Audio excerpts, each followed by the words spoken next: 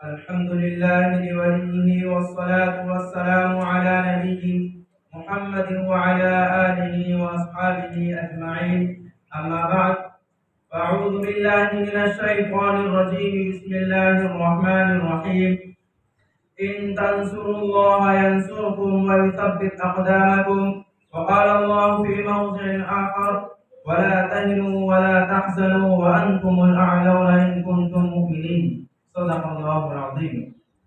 معزز سامعین اکرام، آج میں آپ حضرات کے سامنے ہندوستان کے مسلمانوں پر ہونے والے سیاسی ظلم ستم اور دین اسلام کو جڑ سے ختم کرنے کی ناپاک اور گھناؤنی سازش اور کوشش کے موضوع پر کچھ عرض کرنا چاہتا ہوں. امید ہے کہ بغور سماعت فرمائیں گے. وہ ہندوستان جس کی حریت کے باغ کو مسلمانوں نے اپنے خون جگر سے سینچا تھا، وہ ہندوستان جس کی آزادی کے خاطر بحر آشنا ساحل میں کود پڑے تھے اور موجوں سے کھیلتے ہوئے مجدار تک جا پہنچے تھے، بے پناہ قربانیوں کے ذریعے اس کو پروان چڑھایا تھا. آج اسی ہندوستان میں مسلمانوں کو طرح طرح کی اذیتیں اور تکلیفیں پہنچائی جا رہی ہے. مسلمانوں کے قلوب سے اسلام کی محبت کو ختم کرنے کی نہایت گھناؤنی اور ناپاک سازش ہو رہی ہے. اس میں شک و شبہ نہیں کہ دنیا میں حق و باطل کا تصادم روز ازل سے ہی جاری ہے. ظالم و جابر، طاقتور کمزور اور مظلوم کی کہانیاں بہت قدیم ہے. خدمت انسانیت پر کئی بار بجلیاں گری ہے، باقی آدم میں کئی بار آندھیاں آئی ہے. وحشت و بربریت نے بارہا انسانیت کا منہ نوچا ہے اور حیوانیت کا ننگا ناچ کیا ہے. اس میں شک نہیں کہ ہم پر مذہب کے پہاڑ ٹوٹ رہے ہیں. ہم مظلوم و بے قصور کو فرقہ پرستوں نے ظلم ستم کا نشانہ بنایا ہے. ہماری ماں بہنوں کی عزت و آبرو لوٹی جا رہی ہے.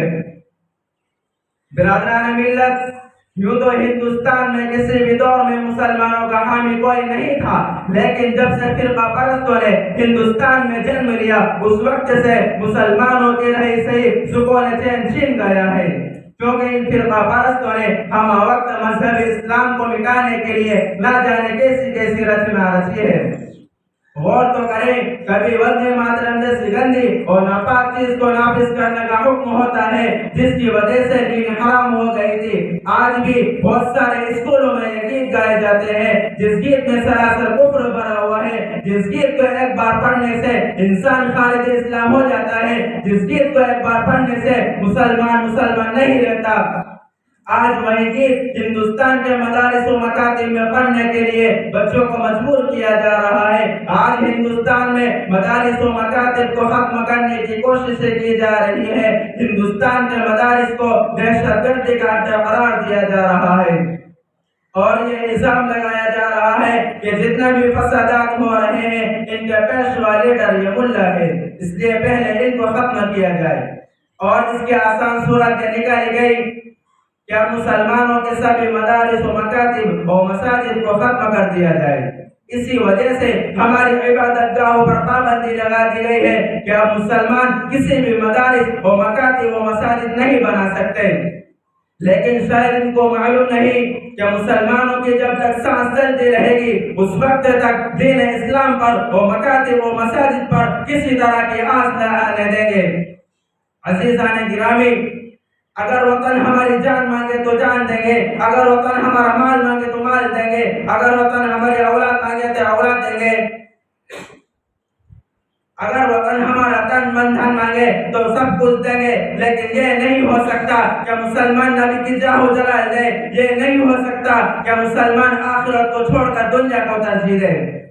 آپ حضرات کو تاریخ یاد ہوگی کہ انگریزوں کی ظلم زیادتی جب حد سے آگے بڑھی اور انہوں نے اسلامی قلعے کو مسمار کر کے اس پر تخلیقی عقیدے کے بنیاد رکھنا چاہا تھا تو سب سے پہلے حضرت شاہ عبدالعزیز صاحب علیہ الرحمہ میدان جہاد میں بے جھجک کود پڑے اور افضل الجہاد کلمۃ حق عند سلطان جائر کے جذبہ بے قرار سے سرشار ہو کر ہندوستان کے دارالحرب ہونے کا فتویٰ دیا اور انگریزوں کے خلاف محاذ قائم کیا اور اس بات کا طے یہ کر لیا تھا کہ غلامی کی زنجیر کے ٹکڑے ٹکڑے کر کے ہی دم لیں گے، جس کے نتیجے میں مسلمانوں کو مصائب و مشکلات کے کن کن مراحل و دشوار گزر گھاٹیوں اور وادیوں سے گزرنا پڑا، وہ تاریخ کا ایک المناک باب ہے۔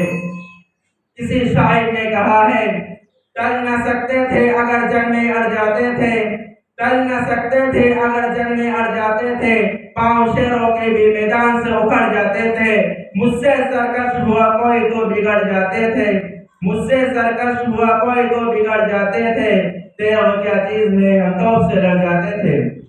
برادران ملت، وہ ٹیپو سلطان ہی کی ذات تھی جس نے یہ کہہ کر کہ گدڑ کی 100 برس کی زندگی سے شیر کے ایک دن کی زندگی بہتر ہے، لوگوں کی رگے مردہ میں آزادی کی برقی دوڑا دی تھی، اور خود بھی انگریزوں کے خلاف برسلے پہ کر رہے، یہاں تک کہ میسور کی دھرتی پر خون کا آخری قطرہ بھی بہا کر آزادی کے خاطر باپ شہید ہو گئے۔ اگرچہ مسلم قائدین کا قافلہ غلام ہندوستان کا پرفیس وہ بھیانک جنگل میں آزادی کی شاہی کو بنانے کی غرض سے سرگرم سفر نہ ہوتا تو یہ تنگ نظر احسان فراموش غدار جو ہم سے وفاداری کی سند مانگتے ہیں، ان غداروں سے میں کہتا ہوں، اگر ہم ہیں غدار تو پابند وفا تم بھی نہیں، اگر ہم ہیں غدار تو پابند وفا تم بھی نہیں، اپنی کثرت پہ نہ اتراؤ خدا تم بھی نہیں۔ یہ فرقہ پرست اس ملک کو کبھی بھی آزاد نہیں کرا سکتے تھے۔ آپ حضرات مجھے بتائیے کہ مسلمانوں جنگ آزادی اس لیے لڑی تھی کہ وہ صاحب اقتدار ہو جائے، کہ مسلمانوں نے اپنا خون اس لیے بہا تھا کہ وہ حکومت کرے، کہ مسلمانوں نے اپنے جسم پر زخم اس لیے کھائے تھے کہ وہ حاکم بنے؟ نہیں، ہرگز نہیں، بلکہ اسلام کو برقرار رکھنے کے لیے، دین کو برقرار رکھنے کے لیے، ایمان کو برقرار رکھنے کے لیے، توحید و انسانیت کو برقرار رکھنے کے لیے، ہندوستانیوں کو غلامی کی زنجیروں سے آزاد کرانے کے لیے، ہندوستان میں امن و صلح کو باقی رکھنے کے لیے۔ لیکن آج پھر حکومت فرقہ پرست انگریزوں کی طرح ہمارے دین پر حملہ کرنا چاہتی ہے۔ اسی پر اپنی بات